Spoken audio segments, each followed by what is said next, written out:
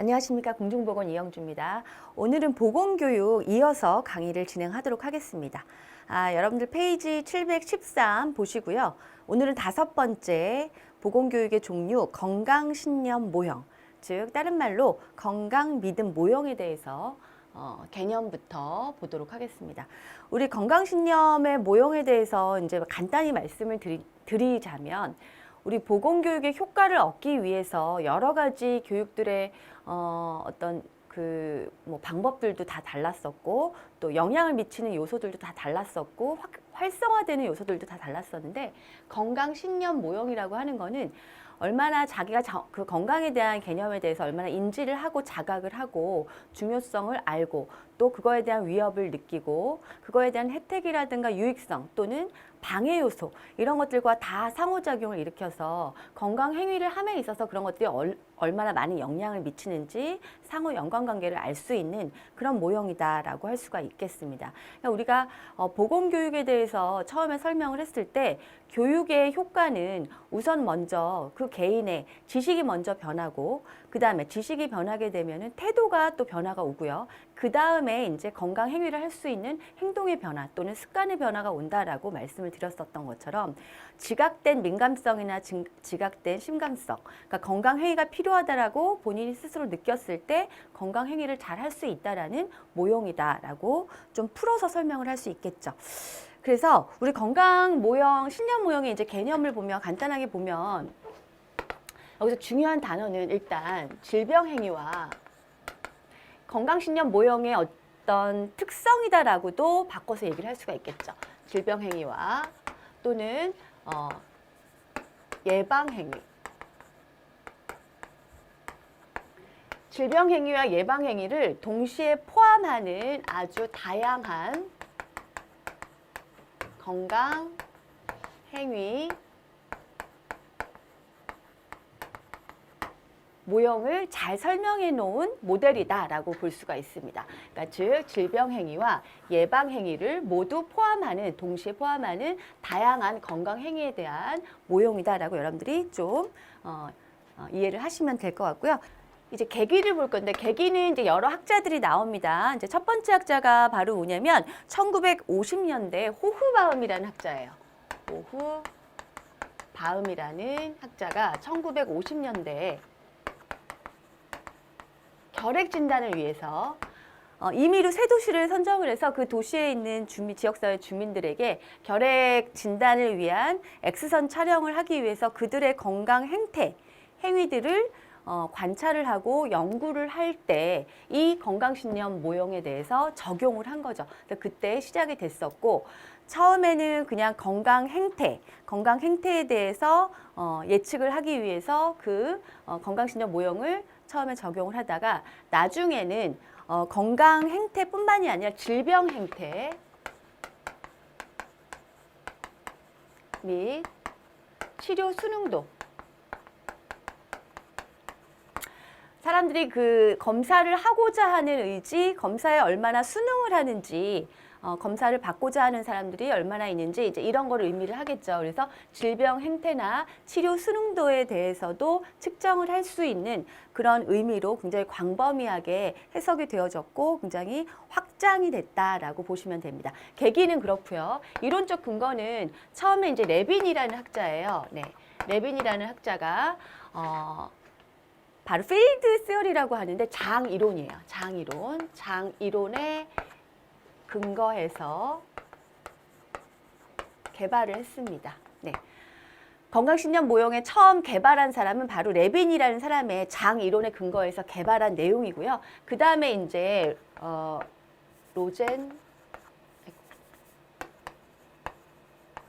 로젠톡과 베커라는 사람이 이거를 보다 정교화했다라는 거. 그래서 지금 학자들이 여러 명이 나오죠. 호후바움이라는 학자, 레빈이라는 학자, 로젠톡이라는 학자, 베커라는 학자. 이 학자들 다 건강신념 모형 개념에 다 관여를 한 학자들이다라는 거 여러분들 같이 알아두시고요. 계기와 이론적 근거도 한번 짚고 넘어가시면 되겠습니다. 그럼 한번 모형 구성 요소를 좀 보도록 할게요.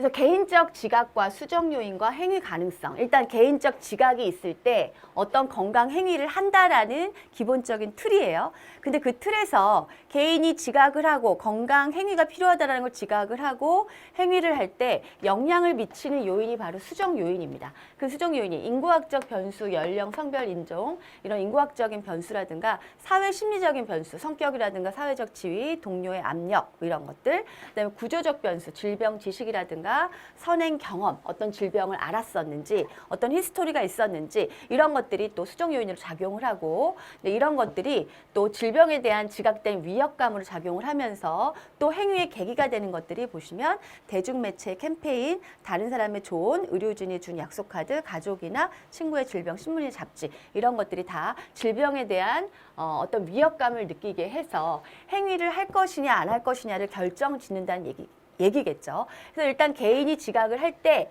질병에 대해서 얼마나 민감하게 지각을 하고 내가 어떤 질병에 걸릴 수도 있다라고 지각을 한 다음에 그 질병에 걸리면 심각하겠구나. 그 질병에 걸리면 사망에 이르를 수도 있겠구나라고 개인적인 심각성을 느끼게 되면은 어떤 각각의 그 개인적인 특성에 따라서 수정 요인에 따라서 어떤 또 계기에 따라서 건강 행위를 할 수도 있고 아니면은 행위를 하지 않을 수도 있다라는 모형이 바로 건강신념, 모형의 구성 요소다라고 할 수가 있겠습니다. 조금 더 자세하게 보도록 할게요.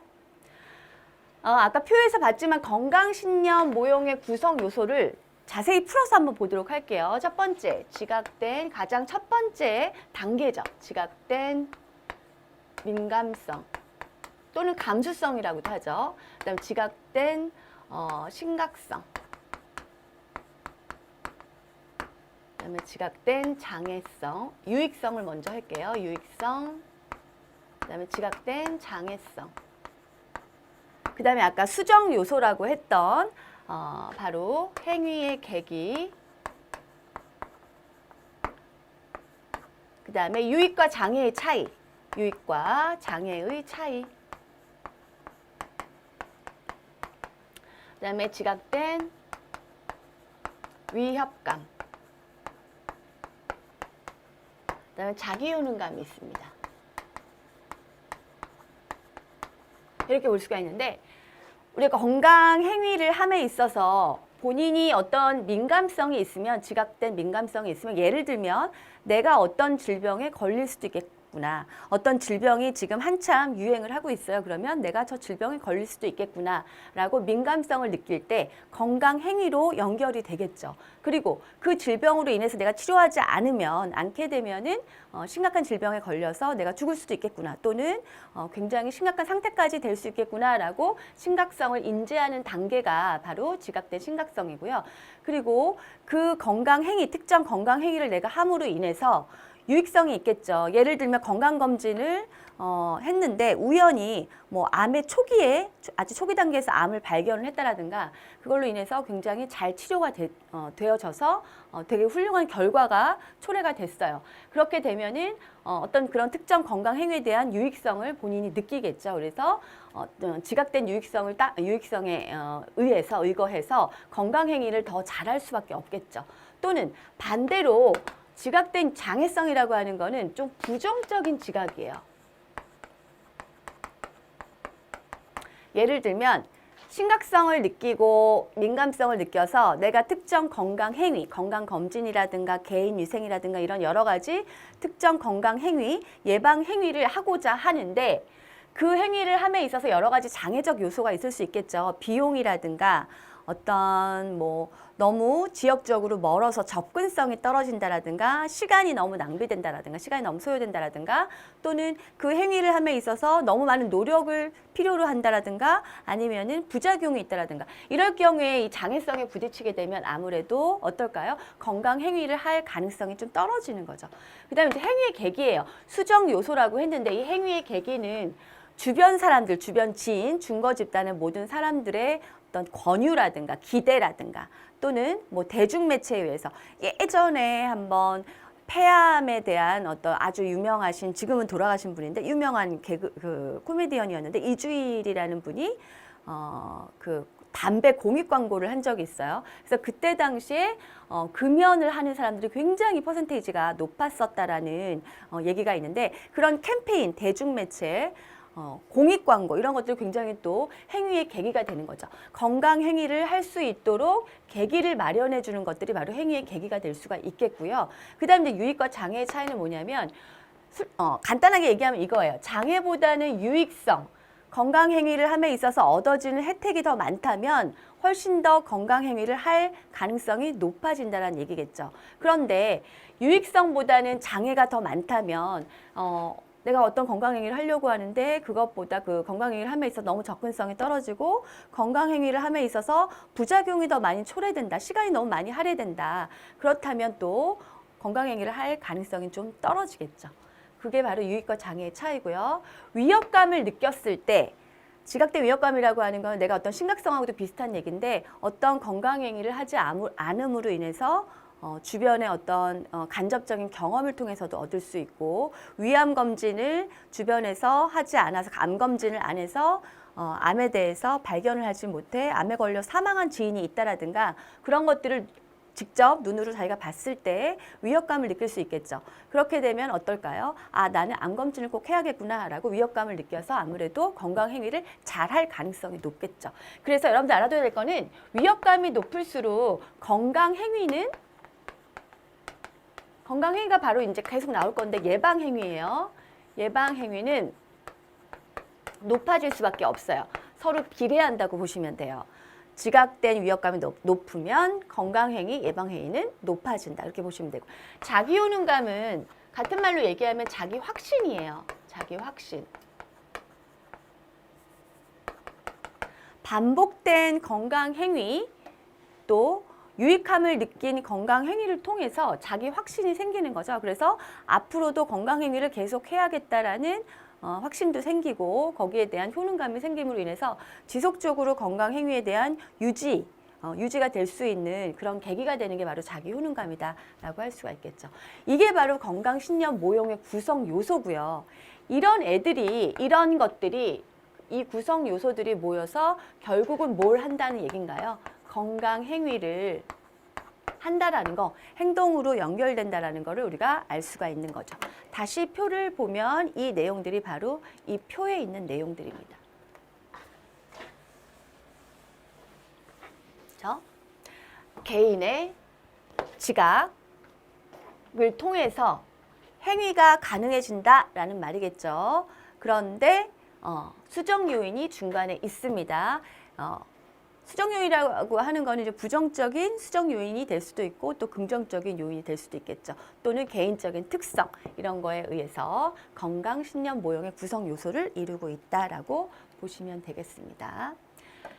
건강 신념 모형의 적용은요. 이제 우리 교재 보면 되시는데 워싱턴 대학의 어떤 가족 의료센터에서 실제로 이제 실험을 한 거예요. 연구를 했는데 거의 65세 이상 된 아주 감수성이 높은, 즉 면역력이 떨어진 기저질환이 있는 당뇨병이라든가 심장질환이라든가 또는 신장질환이라든가 여러 가지 면역력이 떨어진 사람들에 대해서 유행하고 있는 독감 예방 접종을 하느냐 마느냐, 그거에 대한 건강 행위를 어떻게 할 것이냐, 그런 건강 예방 행태, 건강 행위와의 관계를, 건강신념 모형과 그 건강 행위와의 관계를 연구를 해본 결과 아주 유의한 관계성이 있다라는 게 판명이 된 거죠. 적용을 해봤는데.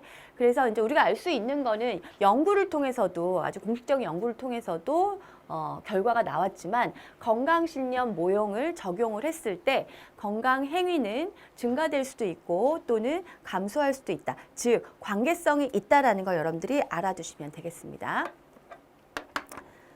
자, 그다음에 이제 합리적 행위 이론과 계획 두 번째입니다. 합리적 행위 이론과 계획된 행동 이론이에요.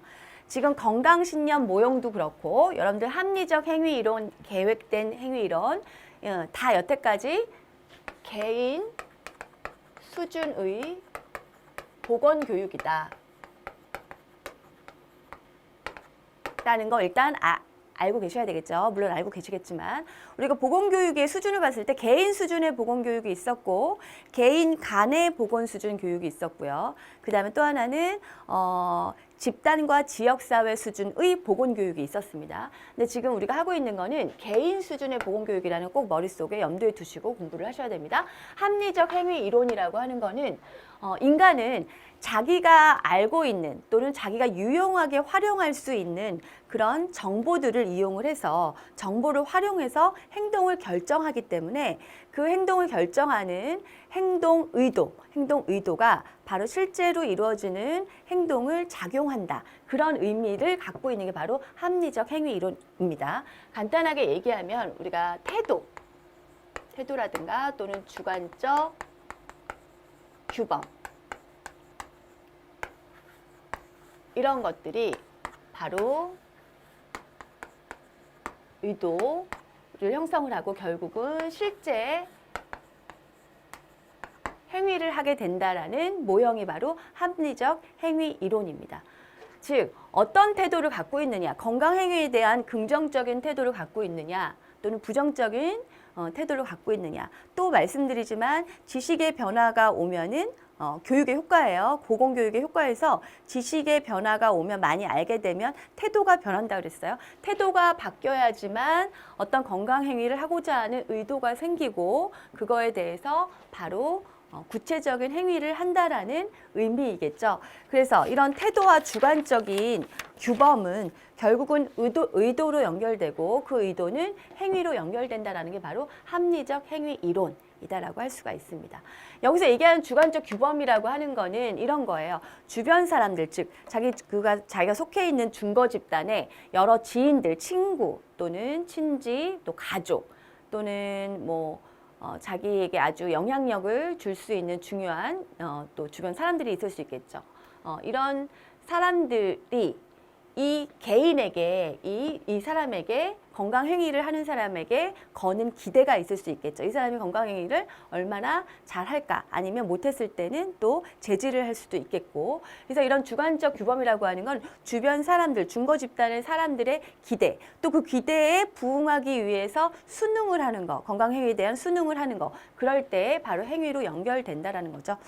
쉽게 얘기하면 이거예요. 주변에서 자꾸 담배 끊어라 했을 경우에 이제 자기가 만약 혼자 산다면은 담배를 꼭 끊을 필요가 있을까라고 생각하다가 주변의 가족들이 예를 들면 자녀가 아빠 담배 끊었으면 좋겠어요. 아빠가 담배를 끊으면은 저는 너무 행복하겠어요. 내지는 아빠가 담배 끊으면 제가 공부를 열심히 할 거예요. 이런 식으로 자녀가 이런 어떤 계기가 되기도 하고 이런 주변 사람들의 어떤 기대에 의해서 자기가 거기에 부응하고자 하는 노력 이런 것들이 합쳐져서 우리가 이걸 뭐라고 얘기하냐면 주관적 규범이라고 얘기를 합니다. 그래서 이런 주관적 규범에 의해서 의도가 결정이 되고 그 다음에 행위를 하게 된다라는 의미가 바로 합리적 행위 이론이고 합리적 행동론이다라고도 얘기를 합니다. 그 다음에 두 번째 이제 계획된 행동 이론이에요. 이거는 합리적 행위 이론과 아주 유사한데 한 가지 개념이 더 추가됐다라고 보시면 됩니다. 자, 태도 똑같은 의미죠. 그 다음에 주관적 규범. 거기에 하나가 더 추가되는 게 지각된 행위 통제.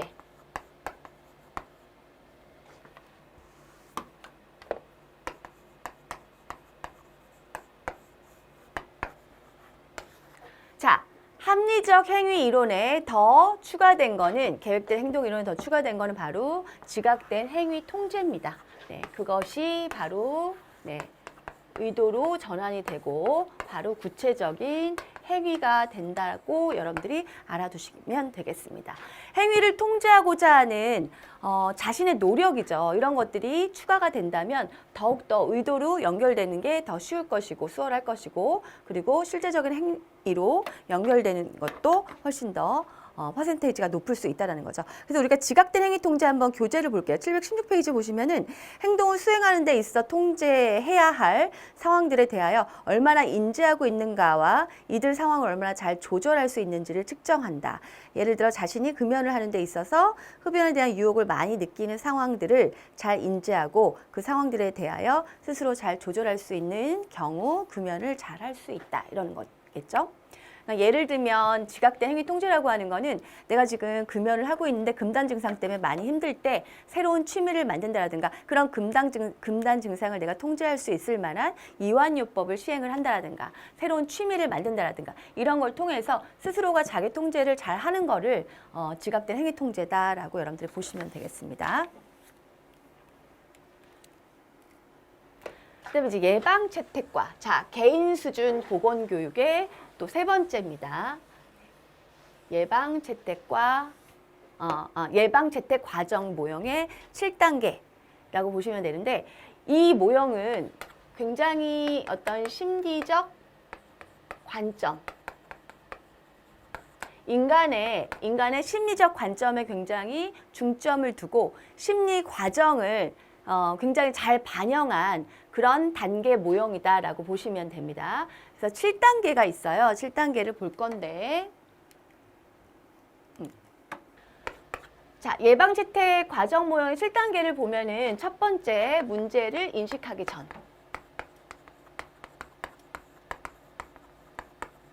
문제를 인식하기 전입니다.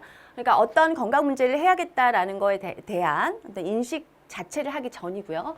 두 번째는 바로 문제를 인식하긴 했지만 문제에 관여를 하지 않습니다. 문제에 관여 전. 그다음에 세 번째는 문제의 행동 결정. 문제 인식을 했고 관여를 한 다음 단계는 이 문제를 어떻게 할 것인지, 즉 그 건강행위에 대한 결정을 어떻게 할 것인지를 지금 여부를 결정하는 단계고요. 그 다음에 네 번째 단계에서는 안 하기로 결정. 행위를 하지 않기로 결정을 합니다. 다섯 번째 단계에서는 하기로 결정을 합니다. 그 다음에 여섯 번째 단계에서는 행동을 드디어 직접 시행을 합니다. 행동, 수행. 그리고 일곱 번째 단계에서는 계속 유지하는 단계죠. 그래서 예방채택 과정 모형 7단계는 이런 거예요. 문제를 인식하기 전, 예를 들면 이거예요. 만약에 유방암 검진을 한다. 유방 검진을 하기 위해서 이제 엑스레이를 찍는데 유방암 검진을 해야 하나 인식하기 전이에요. 그래서 그럴 경우에는 유방암 검진에 대해서 아예 들어본 적이 없다. 이렇게 대답을 할 때 문제를 인식 전이고 관심이 없는 거죠.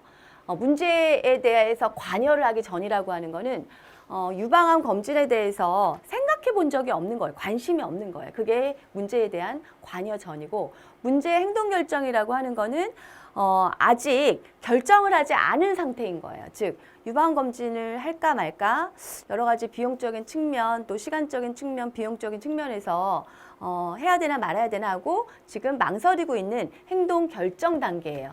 그러다가 하지 말아야겠다. 장애 요소가 더 많아서 안 하기로 결정을 합니다. 그러다가 그래도 해야 되겠다. 어떤 계기가 있었겠죠.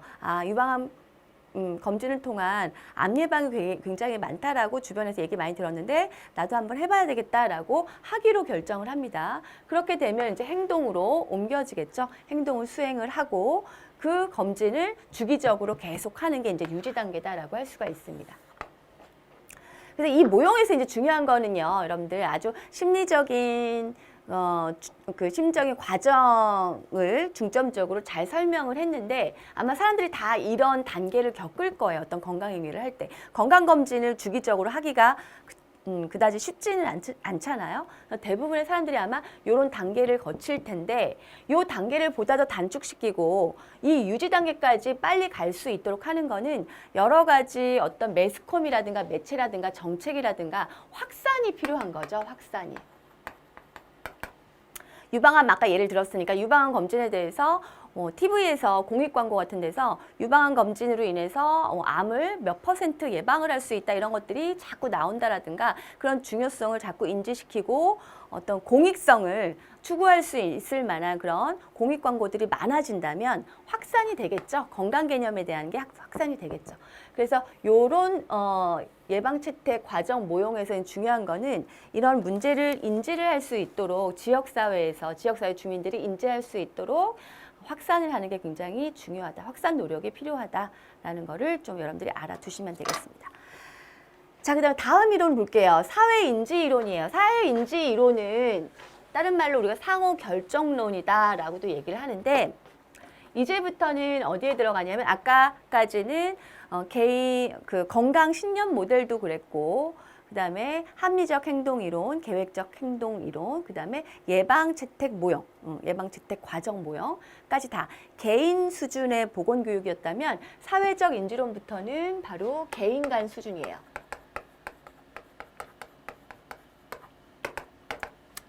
개인과 개인의 수준이란 얘기겠죠. 개인과 개인의 개인 간 수준의 보건 교육이다. 라고 먼저 여러분들이 곧 짚고 넘어가셔야 되고요.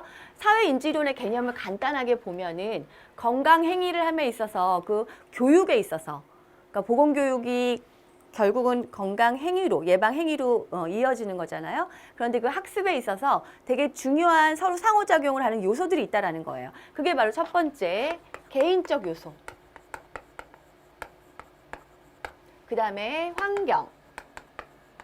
그 다음에 행동으로 연결되죠. 행동.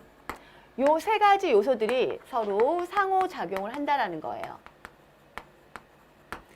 개인적 요소, 환경, 행동 요 세 가지 요소들이 지속적으로 역동적으로 상호작용을 하면서 사회인지 이론의 개념을 완성을 했다라고 보시면 됩니다. 그래서 여러분들 교재 한번 볼까요? 네, 717페이지 보시면 사회인지 이론은 인간에게 건강과 관련된 행동을 하게 하는 저변의 사회 심리적 요소들의 역동적 관계와 행동 변화를 촉진하는 방법으로 설명하는 이론이다라고 되어 있어요. 이제 학자가 반두라라는 학자예요. 그것도 알아두셔야 되겠죠. 바로 반두라. 네. 반두라라는 학자에 의해서 이 개념이 언급이 되어졌어요. 그래서 이 반두라는 사회적 상황에서 학습은 환경, 개인적 요인과 행동 간의 3차원적인 상호 작용에 의해서 이루어진다라고 얘기를 했습니다. 제가 얘기했던 부분이고요. 그렇다면 본격적으로 여기 718페이지 보시면은 사회인지 이론의 내용들이 어떤 것들이 있는지 한번 쭉 읽고 넘어가시면 돼요. 여러분 첫 번째 상호 결정론. 사실은 상호 결정론을 사회인지 이론과 같은 맥락으로 보기도 합니다. 상호 결정론 역시 아까 얘기했듯이 상호 결정론이라는 개인적 요소, 환경, 행동이겠죠. 그 세 가지 요소들의 상호작용을 얘기를 하는 거고 그거 이외에 또 건강 행위를 함에 있어서 학습에 있어서 중요한 게 환경과 상황일 테고요. 부연 설명 필요 없을 거예요. 여러분들 여태까지 계속 들은 내용들이니까 여러분들이 한번 책을 쭉 보시면 알 수 있는 내용들일 거예요. 강화. 어떤 교육을 함에 있어서 강화가 굉장히 중요하죠. 부정적 강화, 긍정적 강화가 있는데 그 건강행위라든가 교육의 효과가 좋을 때 잘 했을 경우에 긍정적인 보상을 하거나 칭찬을 하거나 인정을 해준다라든가 이렇게 되면 그 행동이 좋은 행동들이 더 강화가 되겠죠. 그런 강화 또는 타인의 관찰을 하는 타인의 잘된 모습, 타인이 잘하고 있는 모습 또는 또 부정적인 모습이 있을 수도 있어요. 그거에 대한 관찰 학습, 그다음에 행동 역량, 결과 예상, 결과 기대, 또 마지막으로 자기 효능감. 네, 그다음에 자기 통제, 정서적 자극의 관리 이런 여러 가지 요소들이 사회인지 이론의 개념이면서 얘네들이 내용이다라는 거겠죠. 여러분들 이거는 한번 교재를 쭉 읽어보시면 다 이해가 가실 겁니다. 동기화 면담의 이제 4가지 주요 상담 기술이 이렇게 나오는데 동기화 면담에서 중요한 거는 바로 이거예요. 개념은 환자 중심의 상담 요법, 상담 기법 이겁니다. 비단 우리가 보건교육의 동기화 면담뿐만이 아니라 우리 여러 가지 상담이나 면담, 일반적인 상담이나 면담에서도 가장 중요한 미덕은 뭐냐면 피면담자의 의견을 잘 들어줘야 되고 그리고 내가 얘기하기보다는 경청을 해줘야 되고 수용적인 태도를 지녀야 되는 건데 역시 동기화 면담에서도 그런 내용들을 포함하고 있습니다. 그래서 환자 중심의 이제 상담기법에서는 중요한 거는 일방적으로 면담자가 환자한테, 그러니까 대상자한테 일방적으로 지시나 조언만 하려고 해서는 안 되고 환자 스스로가, 그러니까 대상자 스스로가 목표나 가치를 발견할 수 있도록 이끌어낼 수 있도록 도와주는 거, 조력해주는 거, 이걸 갖다 우리가 동기화 면담이다라고 얘기를 하고요. 4가지 주요 기술이 있어요. 테크닉이 있어요. 또 공감을 표현하고 우리 공감대가 형성될 때만큼 교육 효과가 좋을 때가 없죠. 굉장히 중요하죠. 그다음에 불일치 도출. 불일치 도출이라는 건 쉽게 얘기하면 비포 애프터예요. 교육 전과 교육 후에 얼마나 달라지는지 이런 것들을 도출을 해서 교육의 효과를 극대화하는 거다라고 보시면 되고 저항을 인정. 피면담자가 반드시 그 면담에 만족하지 않을 수도 있겠죠. 그 만족하지 않았을 때 뭐 감정이 상해서는 안 되고 만족하지 않는다고 하더라도 동기화 면담을 싫어한다고 하더라도 별로 좋아하지 않는다고 하더라도 그런 저항을 인정하고 어떤 수정을 한다라든가 좀 개선을 한다라든가 보완을 한다라든가 이런 것들이 필요하겠죠. 그 다음에 이제 자기 효능감을 지원을 해주는 거겠죠. 여기서 이제 긍정적인 강화를 계속 꾸준히 적용을 하면서 스스로 자기 확신을 가질 수 있도록 그래서 이런 면담의 효과를 극대화할 수 있도록 하는 것들이 바로 동기화 면담이다. 라고 여러분들이 알아두시면 되겠습니다.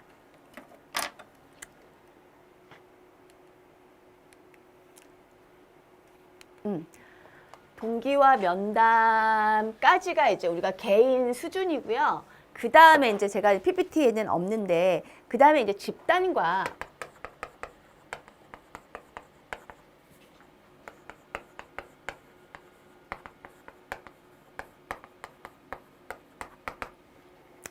개인 수준, 그 다음에 개인 간의 수준, 그 다음에 세 번째 집단과 지역사회 수준이에요. 이제 여기에 나온 내용들이 바로 뭐냐면 혁신 확산 이론, 그 다음에 의사소통 이론, 그 다음에 이제 세 번째가 바로 제일 중요한 생태 모형 이론. 요 3가지가 있습니다. 그래서 여러분 혁신 확산 이론과 의사소통 이론은 교재를 한번 쭉 살펴보시면 되겠고요. 특히 혁신 전파 이론, 혁신 확산 이론은 여러분들 페이지 보시면 720페이지 보시면 혁신 확산 과정에 대해서 좀 알아두셔야 되겠죠. 혁신의 개발, 보급, 채택, 실행, 유지의 5가지 단계로 전개된다. 혁신 확산이란 새롭다고 인식되는 아이디어, 산물, 행동을 사회 구성원들 사이에서 최대한 알리고 혁신 프로그램의 범위를 확대하기 위해 의사소통하는 과정을 말한다. 그래서 위에 있는 의사소통 이론하고도 약간은 일맥상통하는 부분들이 있는 거죠. 그래서 혁신 확산의 과정을 좀 알아두셔야 됩니다. 개발, 보급, 채택, 실행, 유지 이 5단계라는 거 읽고 넘어가시고요. 그 다음에 이제 중요한 맥네로이의 생태학적 모형입니다. 생태학적 모형, 요거 되게 중요합니다. 네, 한번 보도록 할게요. 이제 생태학적 모형의 개념이에요. 생태학적 모형이라고 하는 거는 개인이 어떤 특정 행위, 건강 행위를 하기 위해서 또는 학습적 효과를 얻기 위해서는 이런 요소들이 다 영향을 미친다라는 여태까지 했던 내용들하고 거의 비슷한 내용들입니다. 그래서 개인적 요인이라든가 대인관계 요인, 개인 간의 요인이죠. 그 다음에 조직 요인, 지역사회 요인, 정책 요인 이런 것들이 다 생태학적으로 작용을 해서 학습에, 보건교육에 영향을 미친다라는 거죠. 효과적일 수도 있고 아니면은 좀 지지부지할 수도 있겠죠.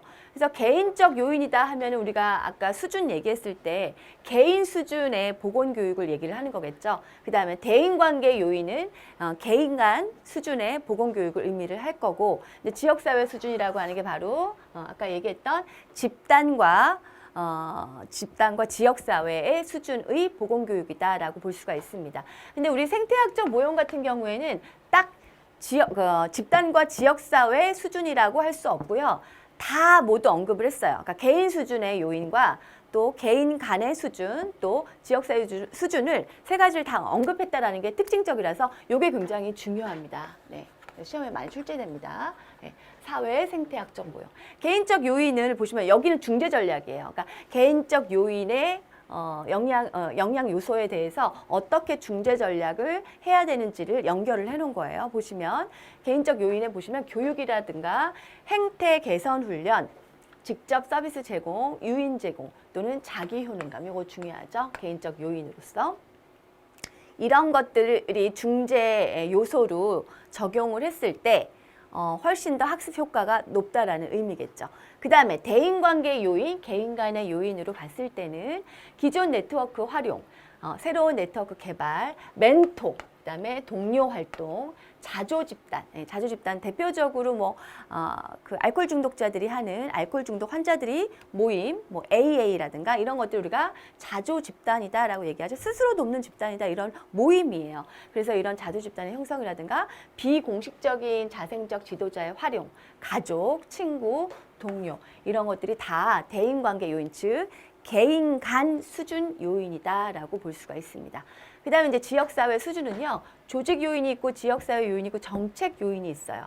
조직 요인으로는 조직개발 이론과 조직관계 이론의 적용, 조직의 규칙, 정책, 비형식적 구조 이런 게 해당이 되고요. 지역사회 요인으로는 여러 가지 어떤 마케팅, 홍보 마케팅, 그 다음에 이벤트, 매체, 그 다음에 지역사회 역량 강화, 사회적 네트워크와 규범 이런 것들이 해당이 될 거고요. 그 다음에 정책 요인이라고 하는 거는 정책 개발이겠죠. 그래서 국가가 개입이 돼야 되겠죠. 정책적, 재정적, 법률적 이런 어떤 그 사회 환경적인 측면에서 고려를 해서 정책이 정부가 개입이 돼서 정책을 마련하는 거, 이런 것들이 바로 지역사회 수준에서도 정책 요인이다라고 할 수가 있겠죠. 어떤 법률을 만드는 거죠. 건강행위에 대한. 이거는 개인적인 요인도 중요하지만 정책 요인도 없어서는 안 되겠죠. 개인이 아무리 잘해도 정책이 마련돼 있지 않으면은, 지역사회 수준이 원활하지 않으면은 건강행위를 함에 있어서 계속 핸디캡이 되겠죠. 예를 들면 정책 요인으로 예를 들면은 흡연 장소를 조금 축소시키고 법적으로 법제화하고 금연 장소를 좀 넓힌다라든가, 또는 안전벨트를 꼭 착용하도록 하는 의무 조항을 법제화한다라든가, 이런 정책, 법률적인 정책, 이런 것들이 정책 요인이다라고 예를 들 수가 있습니다. 자, 그래서 사회 생태학적 모형까지 했고요. 우리가 오늘 봤던 보건교육의 내용들을 보면 개인 수준과 그다음에 개인 간 수준, 그다음에 집단과 지역사회 수준의 여러 보건교육들을 다 살펴봤고요. 기본 기조는 그건 것 같아요. 기본 기조는 여러 가지 보건교육의 다 모든 모형들이 다 이거예요. 지식, 태도, 습관 또는 행동이죠. 지식이 있어야 되고 그거에 대한 심각성 인지를 해야 되고, 그 인지한 내용들에 대해서 어떻게 받아들일 것이냐, 심리적으로 그런 가치관이나 신념이죠. 이런 태도가 필요하고, 그것으로 인해서 바람직한 행동으로 변화된다라는 거, 이게 보건교육의 어떤 효과이기도 하고 구조가 아닐까 싶어요. 그래서 여태까지 많은 그런 보건교육의 여러 종류, 모델들을 살펴봤는데 가장 기본 기조는 다 이거를 깔고 간다라는 거.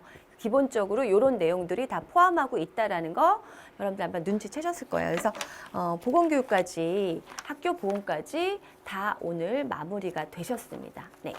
다음 시간에는 여러분들 정신보건에 대해서 살펴보도록 하겠습니다. 네, 수고 많으셨습니다.